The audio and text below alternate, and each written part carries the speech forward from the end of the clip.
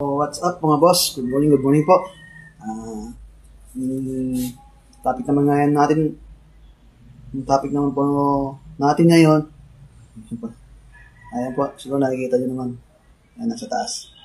So napapanahon po kasi ngayon, kaya ayan po yung ating topic, at yun po yung ating konting may babahagi po. Hindi po disclaimer po, hindi po ako isang abogado. Hindi rin po ako isang eksperto. Ito ay base lang po sa aking mga natututunan nga sa mga trainings and seminar. So, muli po, good morning. Ang BAUSI po, siya po ang napoprotekta.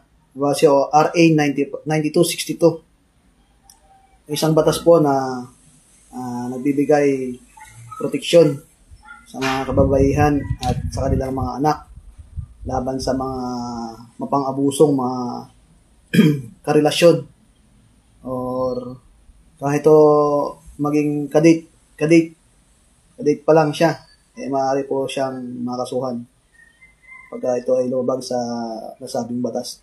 So, ang parusa ko nito ay maabot po siya ng hanggang 6 na taon or mas matagal po, depende po sa bigat po ng kanyang ginawang pananakit. May multa rin po siya na ibababa sa 300,000 piso. So, ganun po kabigat ang BAUSI o ang batas na to laban sa proteksyon laban sa mga kababaihan.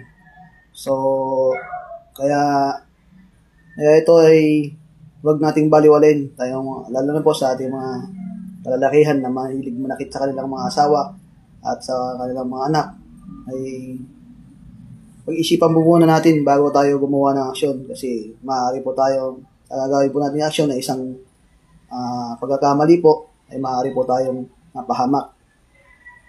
So, baka iniisip natin na okay lang po na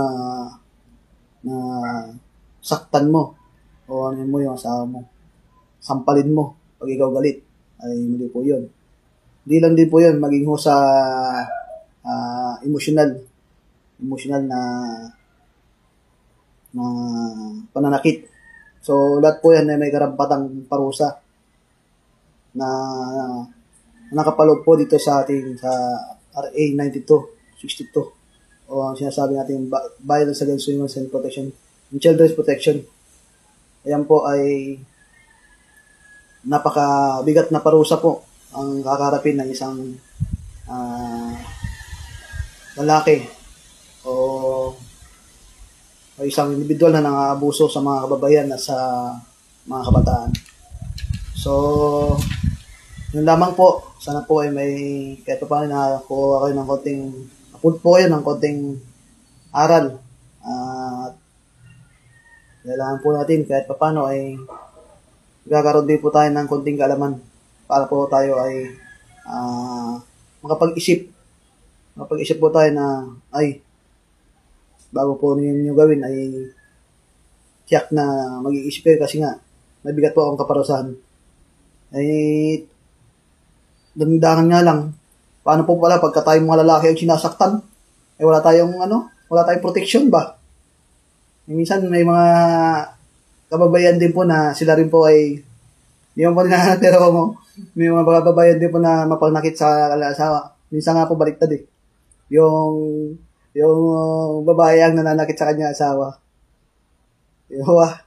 So, yun lamang po. Muli po. Maraming salamat po sa inyong panonood, pagsubaybay.